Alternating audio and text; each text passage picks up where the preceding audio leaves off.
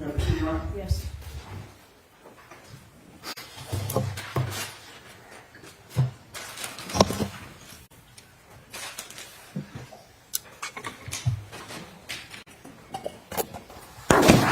Good afternoon, sir.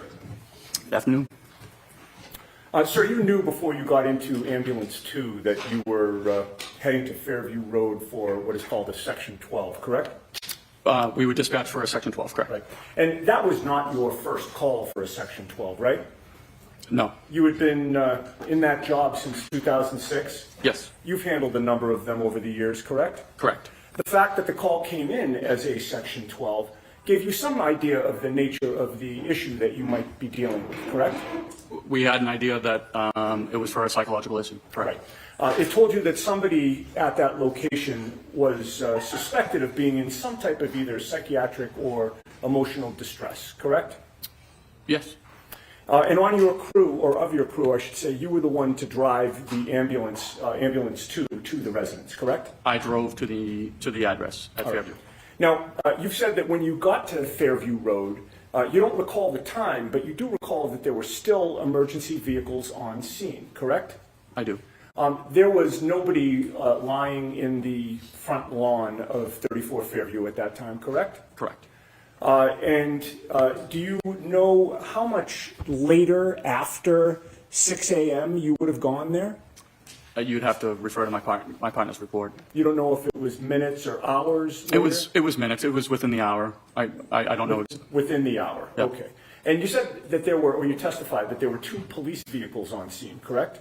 At least 2. At least 2. There could have been more than 2. It certainly could have been. And those police vehicles in such a situation, particularly with the snow falling down, would have had their blue lights flashing? I'm not exactly sure if they did or they didn't. Sometimes the police shut off their lights when they arrive on scene. Sometimes they don't. Okay, so you don't have a memory one way or the other. No, nothing sticks out. But those police vehicles certainly were not hidden. They were in plain view, correct? I would say so. Minimum of 2, maybe more. Correct? Yes. And there was also a gray SUV parked near that residence? Correct. And there was a fire engine there as well, correct? Correct. You called it our engine, right? That was from Well, it would be engine 3. Engine 3 from Or at your least station. the Station 1 engine. I'm sorry? The Station 1 engine. I So see. so Canton Fire has 2 fire stations.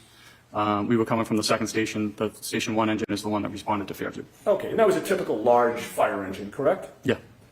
And did the fire engine have its lights on? I assume it did only because we rarely shut our lights off on a scene. Sure. And there were police officers walking about, milling about? Yes. Do you know how many? I know I spoke with Officer Saraf and Officer Mullaney, Okay. And so were at there- least 2. And you know them by name? Yeah, Canton's a fairly small town, so you run into the police on a regular basis. Sure. And you work cooperatively with them, correct? Yes. Were there other police officers besides Saraf and Mullaney? I'm sure there could have been, but I don't recall ever speaking with them or interacting with them. Okay. Were there other EMTs or firefighters there when you got there? Just my Lieutenant Woodbury, and then Firefighter Sandpock. Okay. And they were in charge of Engine 1? Well, the Station 1 engine. The Station 1 engine? Okay. And there were also civilians on scene, correct? Correct. So you would agree that there was a lot of activity outside 34 Fairview, correct? There was a fair amount of activity. I mean, there were people and vehicles and lights surrounding that residence, correct? I assume so, yes. Well, you were there, so Yeah. you don't really have to assume, you know, right? There was at least 2 police cruisers and a fire engine. Right, and civilians, And and police officers, and firefighters, correct, and civilians. Correct. All right. With all of that activity outside 34 Fairview, did you ever see the homeowner come out of his house? I wouldn't have known the homeowner. Do you ever see anybody exit the house? I was not focused on the house at all. All right. You were there to do a job, correct? I was there to take somebody to the hospital. Right. And you were there also to do a medical or psychiatric assessment while you were on scene, correct? Well, yes, my partner was. Correct. All right. When you got there, you learned, well, I have to strike that. You knew going there that your patient would have been Karen Reed, correct? No.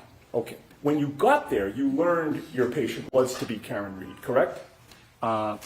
Yes, All right. And given the nature of the call, you knew when you arrived that you would be transporting her to the hospital, correct? correct. One of the first things that you tried to do was to get a medical history from her, correct? Or my partner. All right. And you were present for that, correct? I may or may not have been. Getting a medical history is important so that you can pass along information to the hospital when you eventually arrive there with the patient, correct? Yes, And you know that when assessing and treating somebody, getting more information is always better than getting less information, correct? not necessarily. Okay, so there are times when you'd like to get less information from a patient before you transport them? So it would be pertinent information. For instance, if somebody was complaining of chest pain and they had, stents placed in their heart, we wouldn't talk about how they had their tonsils removed when they were 12. Okay, fair enough. But getting more information is not going to negate the crucial information that you do get, correct? It certainly could in a critical stage. If there was a critical patient, we wouldn't typically overburden passing off a report to a nurse or a doctor with non-pertinent information. Okay. It's not your testimony that getting less information is always better than getting more information, is it? I would say getting pertinent information is better than having. That wasn't my question. My question was, is it your testimony that getting less information is always better than getting more information, sir? I would not agree with that, no. Okay, thank you. Now, the medical history that was taken from Ms. Reed listed her as having multiple sclerosis, right? I want to see it, Sarah, please. Thank you. Sir, the medical testimony, history that your partner and you took from Ms. Reed listed that she suffered from multiple sclerosis, correct? Correct. And you know that that's a chronic disease of the central nervous system? It's my understanding. And what does chronic mean? I believe any disease lasting more than a certain amount of time, it could be 2 years, 3 years, Sure. 4 years. Persists for a long time or Persistent. constantly recurs? Correct. And it's a disease that affects neurological muscle control, correct? That's my understanding. And last question, it's also a progressive disease, which means it tends to get worse over time? My understanding. All right, now, when you first interacted with Karen Reed after you got to 34 Fairview and encountered that whole scene, it was clear to you that a major focus for her was whether John O'Keefe was alive or dead, correct? Correct.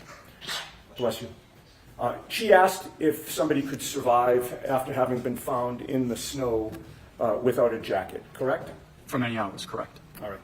And you mentioned something about hypothermia, that you assumed that you may have been dealing with a hypothermia situation from earlier, correct? Well, she said that he had been out in the snow with no jacket on for many hours. And you assumed hypothermia was your testimony, correct? Yes. You are not qualified to diagnose hypothermia, are you? I'm not a doctor. Okay. And you don't know if your assumption about hypothermia was correct or incorrect, correct? Is my assumption correct? My question is that as you testify here today, after having dropped off Karen Reed at the hospital for that Section 12, you don't know if the assumption that you made that you were dealing with a hypothermia situation was correct or not. Is that right? Well, they were certainly working on him at the hospital as a hypothermia patient. You don't know if your assumption was correct or not, sir. I guess I don't. And you told her, in fact, that you could not speak to that, correct? I'm sorry, to what? In terms of how long somebody could survive outside, correct? I couldn't speak to his condition is basically what I was trying to say to her. All right. But she still persisted in asking you over and over if he was alive or dead, correct? Correct. She wouldn't let that go. Is that fair to say? Correct. And that was despite your not being able to give her an answer, correct? Again, we were just trying to sort of give her any hope. Right. Okay. So she kept asking it, and you were trying to give her hope that he could still be alive, correct? Correct. All right. Now, today you claimed that her demeanor had changed when you mentioned Kerry Roberts, correct? Correct. And the term that you used to describe her demeanor when you mentioned Kerry Roberts as being part of a support system, what term did you use? I'm sorry. When you just testified on direct examination, did you characterize the way that she reacted when you mentioned Kerry Roberts? She had been crying in her hands, and I said, you know, it looks like you have a very strong support system. And she picked up her head. She had her face in her hands. She picked up her head out of her hands, looked at me, and said, "Do you know Kerry Roberts?" And I said, "Matter of fact, I do." And she said, "Anybody who knows Kerry Roberts wouldn't say that about her." Okay. And you've previously described that in testimony last year as her being snarky was the term you used, correct? Correct. But you were first interviewed by the police on February 8th of 2022, correct? If that's what the report says, yes. About 10 days after this? About that. And the events of January 29th were fresh in your mind on February 8th of 2022, correct? As fresh as they are today. Okay, so you do not allow that your memory was better on February 8th of 2022 regarding January 29th of 2022. It wasn't better on February 8th than it is today, is your testimony? I would feel it's just as good. Okay. Your memory does not get better over time, correct? For this case, it seemed to stick out to me. Okay, so are you testifying that your memory gets better over time? No, but That would be crazy, wouldn't it? correct. In that February 8th, 2022 interview, you were asked about Kerry Roberts, right? I'm sorry, what day? February 8th of 2022. Okay. You were asked about Kerry Roberts, right? I do not recall if I was or was not. You told the police that you knew Kerry Roberts from your neighborhood, correct? Okay, yes. And you've testified today that she just lived 200 yards away from you, right around the corner, right? About that. And you told police that you had seen Kerry Roberts on scene at 34 Fairview when you got there, correct? Correct. You also told police that Karen Reed, had told you about making statements about her wanting to die, correct? Correct. But on February 8th of 2022, just 10 days after these events, you never mentioned to the police during that interview that Karen was snarky in any way, correct? I don't know if I did or I didn't. I don't know if it would be in their report.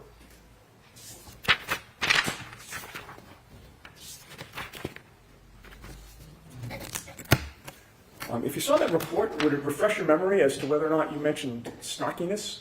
I don't think I mentioned snarkiness that day, no. Okay. All right, well, that answers my question. Okay.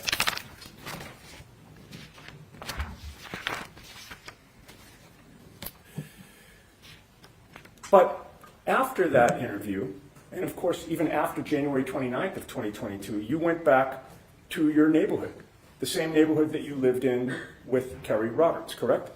Correct. Do you still live in that neighborhood? I do. Does Kerry Roberts still live there? She does. So you and Kerry Roberts have continued to live in the same neighborhood for years after January 29th, correct? We have.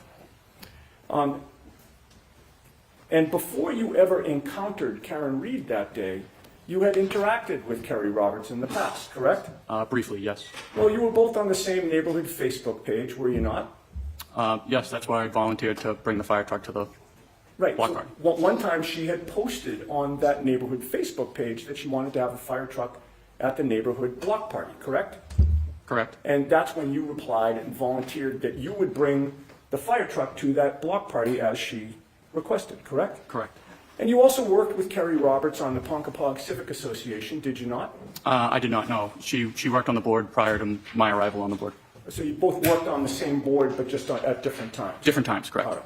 I think you had touched on this earlier. In addition to knowing Kerry Roberts, having been with the Canton Fire Department since 2006, there have been many times when you've worked in conjunction with the police, correct? Correct. And in addition to the two police officers that you mentioned having seen at 34 Fairview on January 29th, that being Sarath and Merlaney. You know many other officers at the Canton police station. I do. And as you say, Canton's a small town, correct? Relatively. People know each other, correct? Correct. You also knew former state trooper Michael Proctor before you arrived at 34 Fairview, correct? I did. Michael Proctor actually was 2 years ahead of you in school, was he not? He was. And you learned at some point that your school classmate, Michael Proctor, was the lead investigator into the death of John O'Keefe, this case, correct? Yes. And in fact, when you spoke to the police in February of 2022, Michael Proctor was one of the troopers to interview you, correct? Correct. You did not go to school with Karen Reed, right? No, not to my knowledge. You didn't help coordinate neighborhood block parties with Karen Reed, right? No. You were not in a civic association that Karen Reed belonged to at any point, correct? No. She was a stranger to you on January 29th, 2022, correct? She was a patient of mine, yes. Well, as far as you knew, she was an outsider to Canton, correct? I did not know that. You didn't live in the same neighborhood with her? I'm not sure if we did or did not. You had no personal contact with her either before or after January 29th of 2022, correct? No. All right. Now, as a result of your having gone to the scene, there's a patient care record that is generated, correct? Correct. And on this issue of the snarkiness and the demonstration that you just did, there's a contemporaneous report of your team's observations from January 29th, right? Are you referring to my partner's wrong report? Yeah, the patient care report. Yes. All right. And that patient care report is dated January 29th of 2022 and is timed at 9:03 and 34 seconds a.m. Does that sound right? Sounds about right. All right. And that 9:03:34, from your knowledge of how patient care reports are generated, would that be the time that you arrived on scene or the time that the report is written? I mean, I would have to see what time, the exact time you're referring to, but it could be the time the call is closed, or it could be the time you finish the report.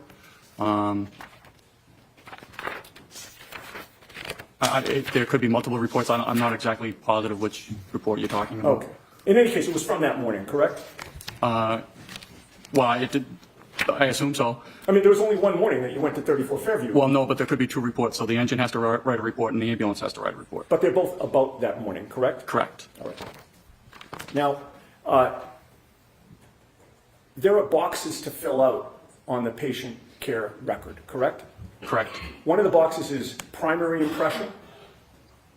Yes. What does primary impression mean? That is just what we believe the patient's not complaint is, but what we believe the patient is suffering from. Okay. And that is listed on the patient care record for Karen Reed as a behavioral/psychiatric episode, correct? Yeah, so that's a box we check for just about any Section 12. Sure. And of course, that mentions nothing about snarkiness, correct? No, that is my partner's report. Okay. There's also a box for secondary impression, correct? Correct. What is secondary impression? That might be like just a secondary complaint most of the time. A lot of the times, patients don't have a secondary complaint. Okay, but in this case, it's listed as anxiety/emotional upset, correct? Yes. All right. And again, that mentions nothing about snarkiness, correct? That's my partner's report, yes. There's also a box for signs and symptoms, right? There is? And nowhere in the signs and symptoms box is snarkiness mentioned, correct? No, I don't think that would be medically appropriate. And then in the patient care record, it's recorded that Karen was found sitting in the front passenger seat of a friend's car, crying and visibly upset but cooperative, right? If that's my partner's words, yes. All right. And those words, actually nowhere in the patient care record is it listed that she was snarky in any way, correct? Again, that would not be something we would put into a patient care report. And you did not put it in, correct? It was my partner's report, and no, we did not put it in. Okay. And once Ms. Reed agreed to go with you in the ambulance, it's fair to say she was still upset and crying, correct? At times. If I may have a moment. Sure.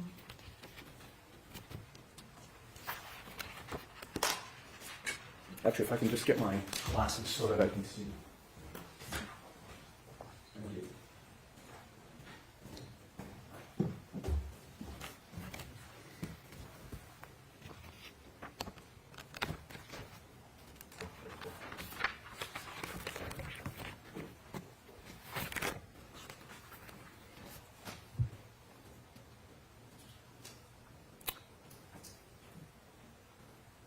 Okay. You had just testified that you said at times she was upset and crying when she got in the ambulance, correct? Correct. You testified on April 21st of 2022 before the grand jury, did you not? I did. And that was 3 months after the events that you're testifying about today? Roughly. And your memory back then was fresh, was it not? Yes. And you were asked the question, once she was in the back of the ambulance and she agreed voluntarily to go to the hospital, did she appear to calm down at that point? Do you remember that question? I do.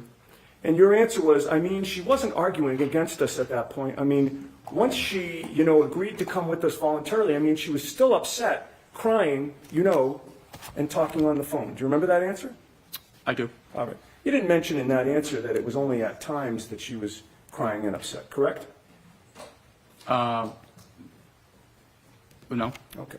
The whole time, from beginning to end, Ms. Reed was constantly worried about John, was she not? Objection. Sustained.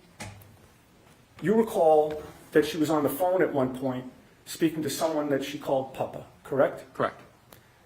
Did you later learn that Papa was John O'Keefe Sr.? I am just learning that just now. All right. And in any case, you heard her say to Papa, is he dead? He's dead, isn't he? Sustained. You could hear on the other end of the line that Papa was saying something to her, correct? The objection sustained. May I approach? The witness or me? Sidebar. I don't want to keep you folks here until 4:30 tomorrow. So I'm going to release you today. Have you come back tomorrow. We'll make every effort to start right at 9 tomorrow.